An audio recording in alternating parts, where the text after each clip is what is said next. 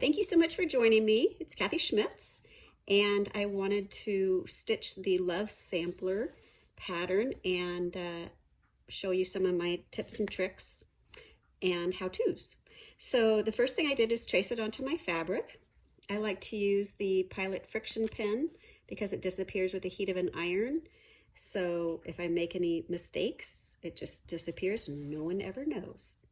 And the way I like to trace is with a piece of freezer paper on the back. As you can tell, it stabilizes it and it makes drawing on the fabric much easier. So you can just use plain freezer paper, or the other thing I like to do is I like to print the pattern in reverse and iron it to the back. And now the pattern is stuck to the fabric and it makes tracing really, really easy. So I do have this option in the drop down for purchasing the pattern on my website. So if you'd like to get the freezer paper with the pattern printed on it in reverse, that's also an option. Okay, so important, you want to take that freezer paper off before you start stitching. And now we're ready to go. So the first one that I did, I just used some red Valdani thread, which was absolutely beautiful, but I kind of wanted to mix this up. So I was going through some of my threads, and there's a company that I just love their threads, but since they're from Australia, it's kind of harder to get. And so I never use these samples, but I want to use them on this just for fun. So I'm going to use these. They're not your typical Valentine's colors, but I think they're really pretty and sweet. So I'm just going to kind of play around and mix and match because on the pattern it's just one color. But this one I think I'm going to mix and match. But I might change my mind on that, so bear with me. All right, so I'll get this ready and then we can start stitching. Needle and thread. So now that I have my needle and thread, I can tie my knot. And how I like to do it is I lay the thread and the needle parallel to each other, and I pinch at one end, wrap it around the pointy end 2 or 3 times, and then I pinch that wrap, and then just pull it through. Keep pinching, and then at the end you'll have a nice knot. That one has a little bit of a tail on it, so I'll cut that off with, I love these scissors. Favorite little scissors, Kai. I also have these on the website if you're in need of a pair. And again, I want to show you this thread. I don't think I mentioned it's a Cottage Garden is the name of the company that makes them. And oh, I like even like the color names that they choose. Tool Shed, Swamp Gum, Gum Nut. You can tell they're kind of Australian names, some of them. So I'm going to use this one. This color is Burgundy Bark. Burgundy Bark. Okay, so we're going to start with a stem stitch because that's the easiest one to do. And when you start a stem stitch, you always want to start at a corner or at a point, never right in the middle. So I'm going to start at this corner here and bring your needle up right in that corner. And then you're going to take about 1/8 of an inch, come back 1/16 of an inch, so halfway in between. Always carry your thread on the same side. So for this one, I'm going to carry my thread up above. Now I'm going to take 1/8, come back up in that same hole. So it's just that same hole that I came down in before. And just always carry your thread the same way. I don't use a hoop because I like to manipulate it with both hands when I'm taking a stitch. But if you're more comfortable with a hoop, definitely use one. And I also don't use anything on the back of my fabric, but a lot of people feel more comfortable with that too. So you do whatever feels comfortable with you. It's all about the process and enjoying the process, the steps. I guess I didn't think about where I wanted this particular color to be. So this color is going to be going around the squares. Actually, yeah, we'll do that. Okay, so we'll get to the corner and then I'll show you how to turn a corner.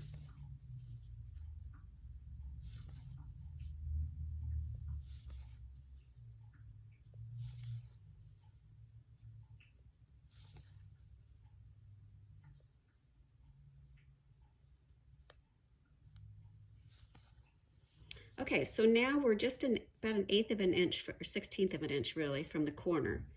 I'm going to put the needle down in the corner, go around the corner 1/8 of an inch, I'm going to go back in the corner and come up halfway in between. So it's basically like how we started. And now I've turned the corner and I have a nice sharp corner. And then we just continue on.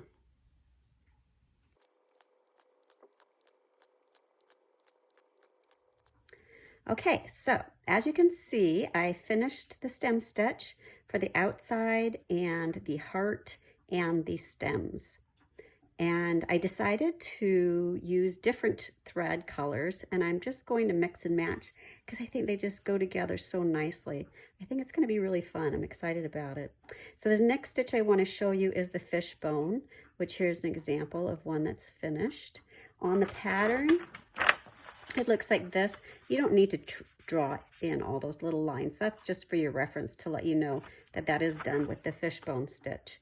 So what I did trace is the outline and then one line up the center. Okay, so what you want to do is start at the very point, tippy top, and you're going to pull your needle up there. This is going to be one long stitch all the way down that center line. There are several different ways to do the fishbone stitch. This is just one of the ways I kind of like to do it. So now you're going to bring your needle up on the right side of that top point on the drawn line of the leaf. You don't want to pull it too tight, just nice and snug. I come down about 1/4 of an inch on the other side, so you're going to cross over that center stitch and then up on the left side of the leaf on the drawn line. Now you continue going back and forth and you keep stepping down just a little bit so that your stitches maintain that angle over the center line and up on the drawn line. Over the center line, up on the drawn line. One thing I want to point out, if you're doing this with a variegated thread like this is, it's pretty important to have enough thread in your needle to do the whole leaf so that you don't have a dramatic change in color while you're stitching in the middle of your leaf. The nice thing about these threads too, I have found that they're pre-cut to size, so you don't have to cut them to any specific length, because I tend to go a little too long. They're already cut to size, which is nice. I think I'll take one more over here.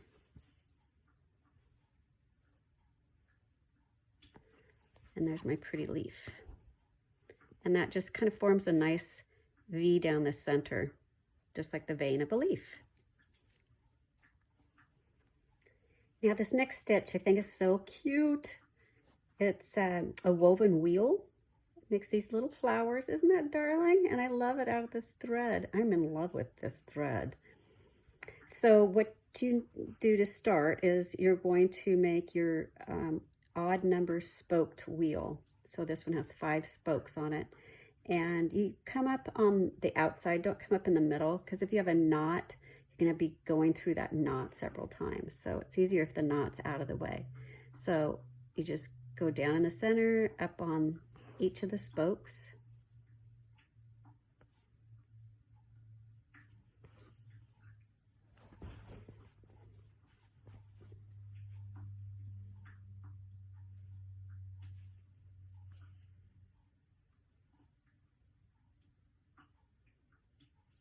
Okay, so now we have our wheel. I kind of moved over a little bit.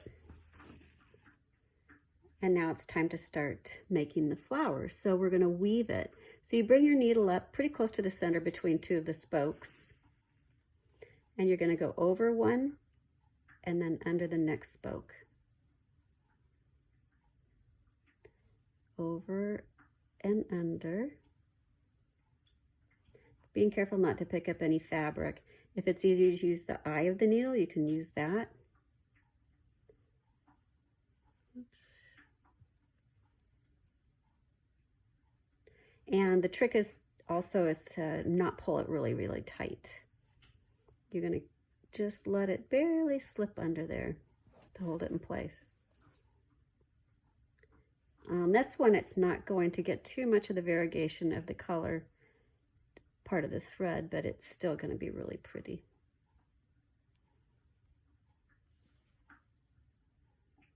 And you can just keep going around until you feel like you've really filled it in nicely. I think it's getting pretty close. I don't want to see any of the little spokes though, so I might go around one more time.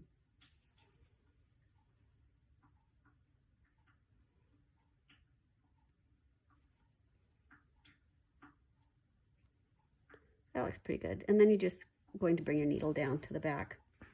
And again, be really careful not to pull it too tight when you make your knot. And there's your little flower. So I'm going to make a knot. I'll show you how I do it. I'm going to wrap the needle around 2 or 3 times, pull that all the way, that knot all the way down to the base, put my finger on it, and then pull tight. And now that knot's just right up against there. And then another little trick I like to do, oops, see, I pulled it. I have to make sure on the other side it's okay. I'm going to wrap it around a couple more times. And then I'm going to make the knot just 1/4 inch above the last knot. So I have 2 knots on there. Now all I have to do is cut in between, and this thread is ready to go. Let's see if I did any damage. Nope, it still looks good. I think it's going to be okay. Okay, so I'm going to do these little dots. They're French knots with the same pink. So you pull your thread up right in the center of the dot. On these, I wrapped it 3 times. 1, 2, 3. You put your finger on that, not too tight, so you can still slide it up and down the needle. And you're going to put the needle in just a couple threads away from where it came up. Now you pull on this thread to bring those twists down to the fabric. It's taut, but not super tight because you need to pull your needle through. Now I'm pinching that so it's staying in place. I've got my finger on the other side, and then I just pull the needle down through the center, and I have a little French knot. So same thing here. Go up, wrap it 3 times, hold it with that finger, put it down really close, pull this end to slide the wraps down to the fabric, pinch it, pull it through. And then one more time here.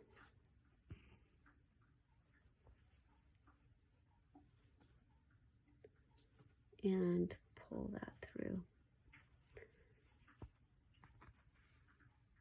I think while I'm here, I'm going to hop up and I'm going to do this little top part too. These are little lazy daisies with a French knot in the center. So for the lazy daisies, you start at the base, the little point, not at the rounded tip. And you're going to carry your needle up and around, just like the line that you drew. Take your needle down in the same hole, come up at the tip of the rounded end. The thread's going to go under the needle. And then you just tack that down on the other side of the loop to hold it in place. You don't want to pull it super tight or it will close up the loop. And you want to see that loop. I'm going to make another one here. So I'm going to start at the base again, wrap the thread up and around, go back in the same hole, up at the top of the loop. The thread goes under the needle. And there's the second one. Now I can't decide if I want that dot, if I want that French knot to be pink. So I'm going to wait on that one. Okay, so the next one, I'm going to do this arrow. I think I'm going to do it in the blue, so I'll get that thread ready. So what I've done here is I went ahead and used the green to do the little stem stitch, and then the 2 little lazy daisy leaves, just like we're at the top of the heart. And then I used the pink to make this little heart. Now I did that just using 2 fly stitches. It's pretty easy, so I'm going to show you over here. You bring your needle up either at the base or at the V inside the top of the heart. I'll bring it up at the V. and you're going to carry your thread around just like you would a fly stitch or a lazy daisy stitch.